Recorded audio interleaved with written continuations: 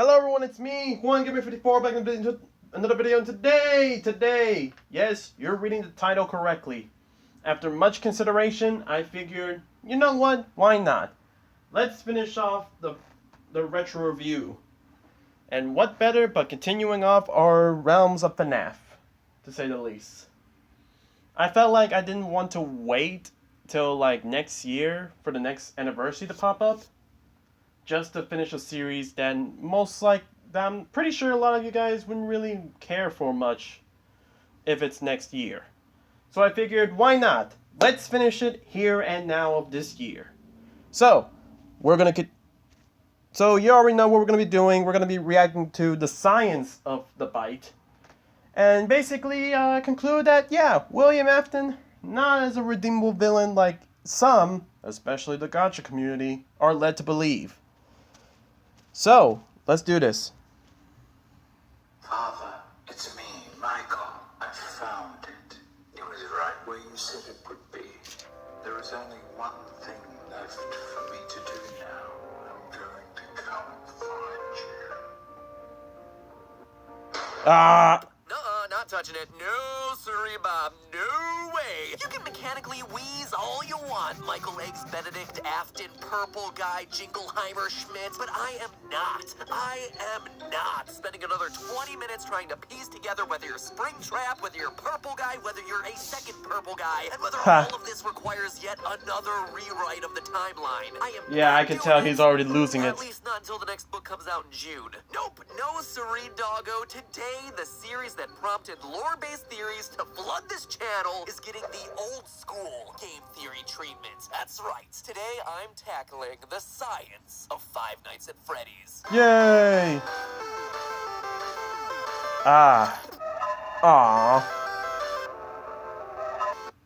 Oh, come on! Alright, we back. Hello, Internet. Welcome to Game Theory, where today's Freddy theory is going to be a bit different. No source code deep dives, no rooting around for obscure hidden Easter eggs, only hardcore real-life research. Yep. But speaking of the source code, something really fascinating is going on right now. Scott Cawthon's two websites are having a conversation. Scott Games is saying things like, "You're crowding us. You can't tell us what to do anymore. We outnumber you." And the FNAF World website is replying with, "Be quiet. Yes, I can. You will do everything that I tell you to do." Which makes it seem like FNAF 6, Sins of the Father, it's my title, feel free to use it, Scotty C. It's gonna be like an all-out animatronic Civil War-style battle against the OG creator William, aka Springtrap Afton. How awesome would that be? Title, gameplay, boom, done. Feel free to... Ha! You know, in a sense, we never really... Well, technically, I guess, but...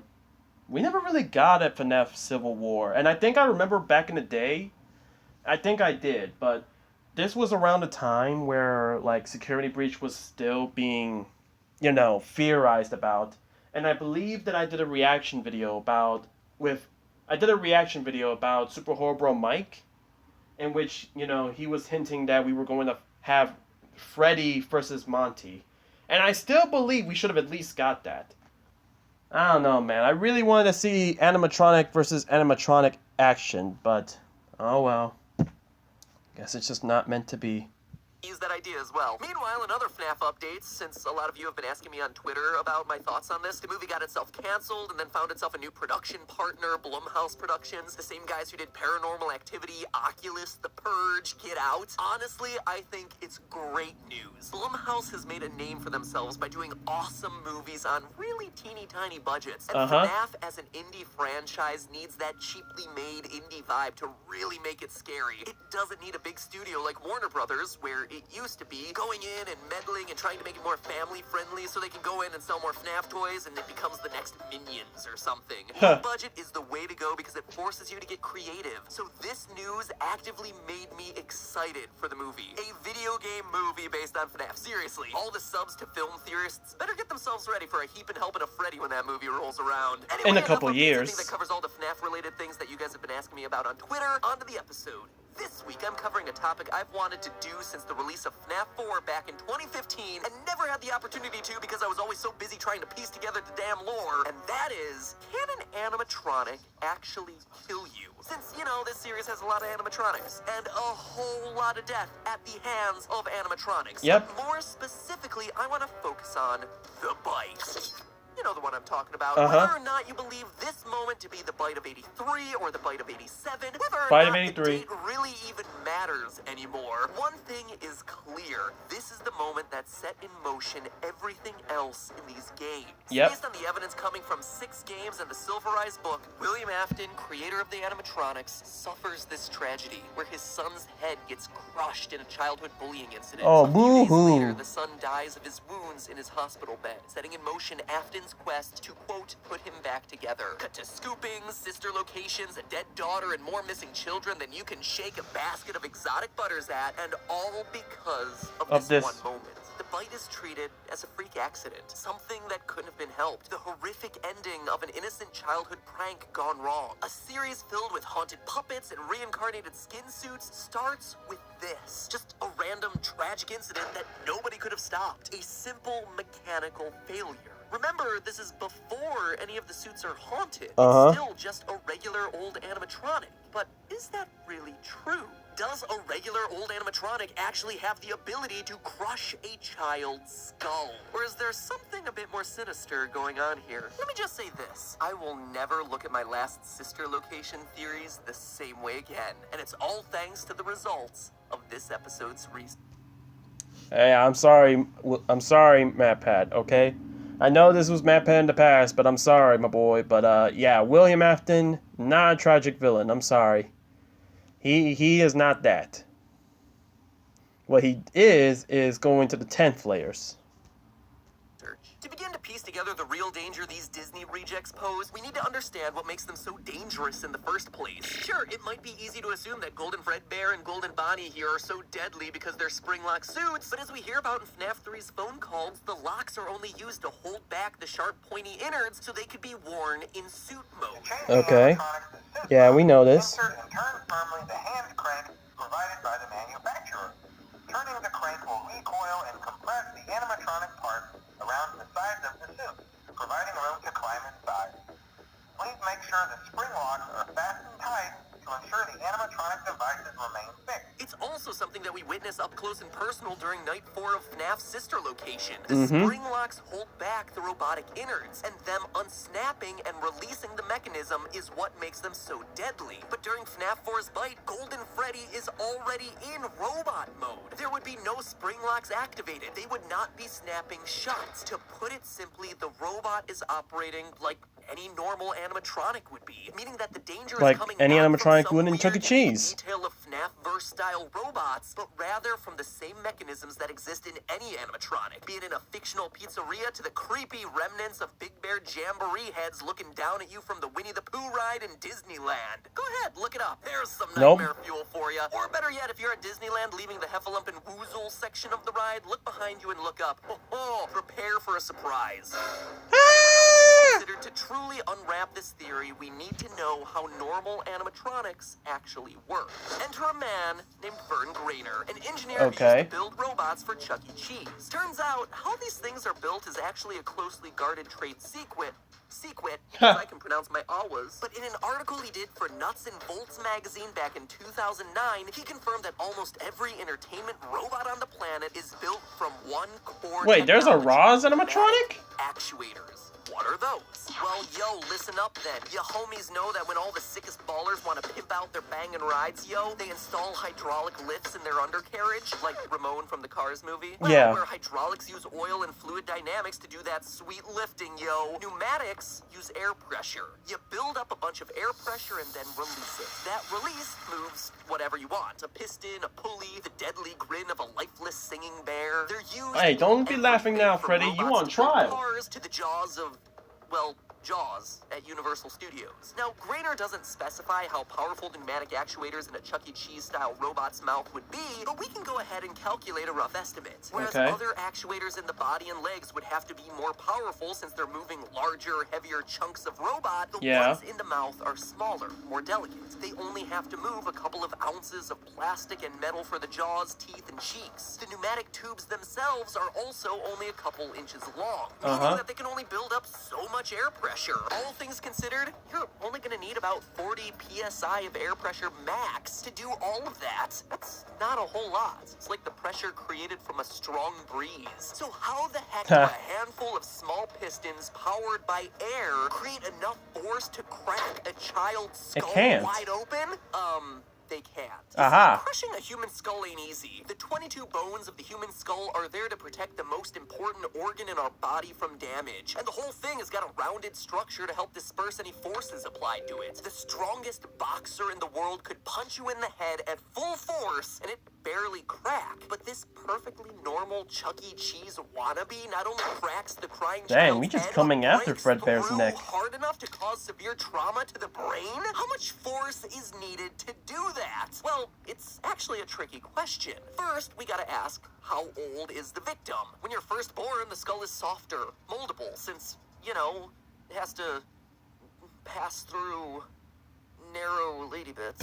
Once it's made that journey, it has to be able to accommodate for your growing brain. So it has these soft spots called fontanelles to you guys just don't want to know, alright? So I immediately thought that our crying child birthday boy might be a bit easier of a nut to crack considering how young he is, but the research didn't pan out that way. The soft spots disappear or ossify by the time that you're 9 to 18 months old. And I don't care how heartless of a killer you are, purple guy, you ain't letting your 1-year-old hobble his way home after a day of sitting terrified in a broom closet. So to answer the question I had to ask, what parts of the skull are we talking about? Because different sections have different thicknesses and, as a result, different strengths. According to research done by Tobias Matei, who studied children's bike helmets and how they protect the skull, the thinnest region of the skull bone is about where your temples are. Lo and behold, that's exactly where our crying child is seeing most of the damage done. When he's placed in Golden Fredbear's mouth by the bullies, he's facing outward towards us, mostly facing the camera, meaning why would you do that, by the way? Why would you make us see the...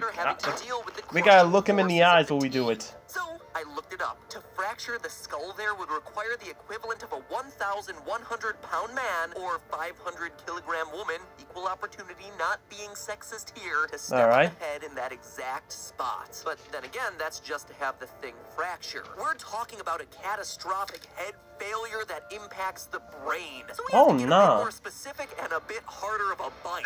Luckily, I found a study looking into exactly that. Testing over 300 samples, some scientific madmen determined that human skull bone, when put under various kinds of stress, had a failure pressure of 1,900 psi or 13 megapascals. 13 megapascals means that for every square meter of surface area, it takes 13 million newtons of force to break a skull open.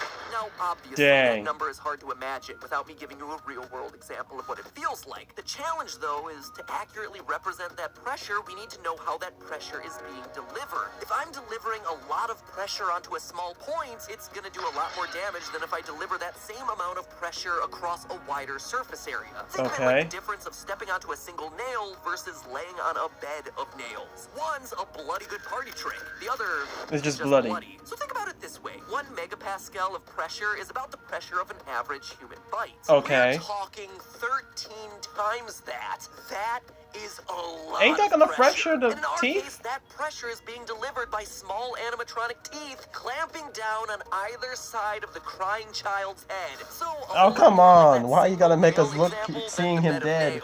But to find out just how powerful and deadly these teeth are, we're gonna need one thing: pixel measurements. We need to know the surface area of Freddy's teeth so that we can figure out how much force minimum those teeth are delivering. Now, obviously, we're gonna have to approximate a bit since the game contains no real measurements to go off of. So instead, I started with Freddy's face. It's an Easter egg I never really addressed in the theories, but way back in vanilla FNAF 1, lots of theorists were talking about an oddly shaped smudge on Freddy's face. This smudge is in the shape of a handprint. Now granted, it isn't a golden suit, but as we see in that game, the two are comparable in size. Alright, I know I'm gonna sound stupid because I'm just about to start doing my video about the week before, so I may be stupid on this one, but I'm led to believe, maybe, just maybe, Ralph, aka Phone Guy, was the one who put his hand on Freddy. Because looking at through the things, because looking at Freddy, it's looking like he's the main antagonist on this one. Which is, don't get me wrong, like it's a nice change of pace, to be honest. I mean, like, sure, we got our Golden Freddy's, your babies, your spring traps, but like, my boy, this is not Five Nights of Circus Baby. This isn't Five Nights of Springtrap, and this is surely not Five Nights of Golden Freddy. This is Five Nights at Freddy. So I'm pretty sure that Freddy has to be the main villain on this week before book.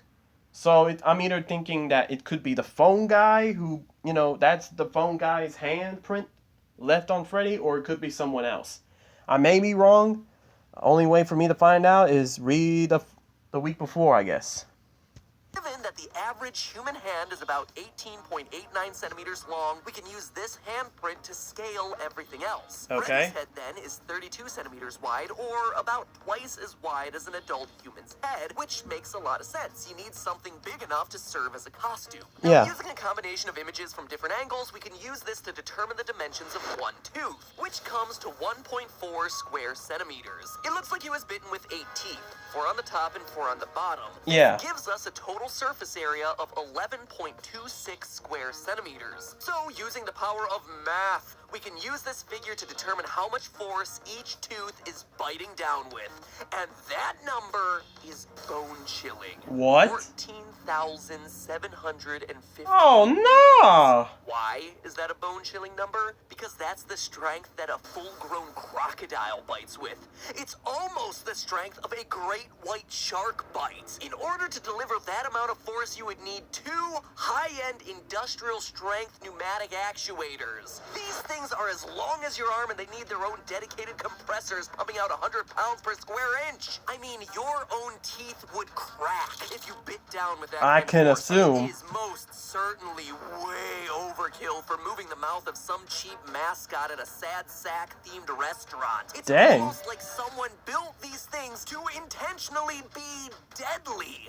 And there, ladies and gentlemen, is our smoking gun. When we last covered the lore of this series, myself, as well as other FNAF theorists like Treacicle and Dawko, concluded that William Afton was Good stuff, driven to Dawko. his murderous rampage by tragic circumstances. His son was killed in the jaws of that machine, and so he dedicated his life to twisted experimentation on other children to bring his son back. Sure, it doesn't mean that William Afton kidnapping and killing tons of kids Nope. is okay, but it does make us sympathize with him a little. He was driven to madness by this immense sadness. But if all this science today is truly correct, it proves that he was a madman all along. That even in the A peasant. earliest days of Fredbear's Family Diner, William was making suits designed to kill, with mechanisms way overpowered for what they were meant to do. And he How did knew Henry animatronic approve would have left this? The crying child with a few scratches, maybe some psychological scars, but that's about it. He'd be alive. Mhm. But Afton, being the psychopath that he is, had other intentions. Not only did he create a deadly What I want to know is, why did Henry approve of this? Like,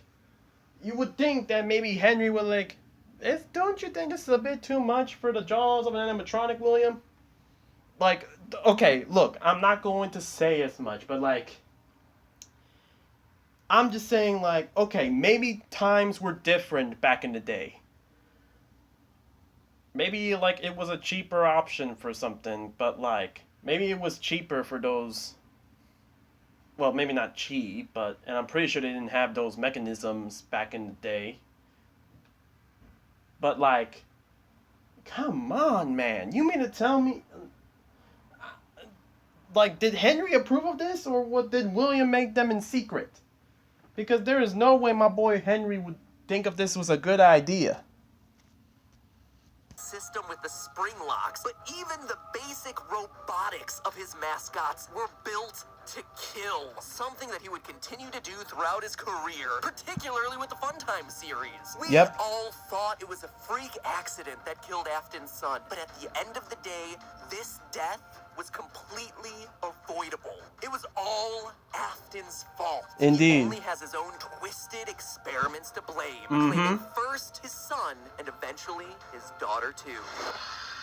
Man, I gotta say, that really bites. But hey, that's just a theory. A game theory. Alright, so that's the end of the video, guys. Thank you guys so much for watching. Make sure you like the video so I know you guys enjoy. Comment down below, would you want me to continue this retro review? This retro series? Honestly, I'm really enjoying the retro series right now, and I really hope that you guys show some love and support on this one too. Don't worry, it's not just going to be retro reviewing all the time, alright? I understand I mainly been focusing on that during the month of FNAF. We got some current day stuff to review as well. And, you know, there's also some read-throughs coming up with the second channel, as well as some more projects happening as well. But I will say these projects are taking a bit of a long time, so read-throughs and, you know, read-throughs and reaction videos are what we got to do for now.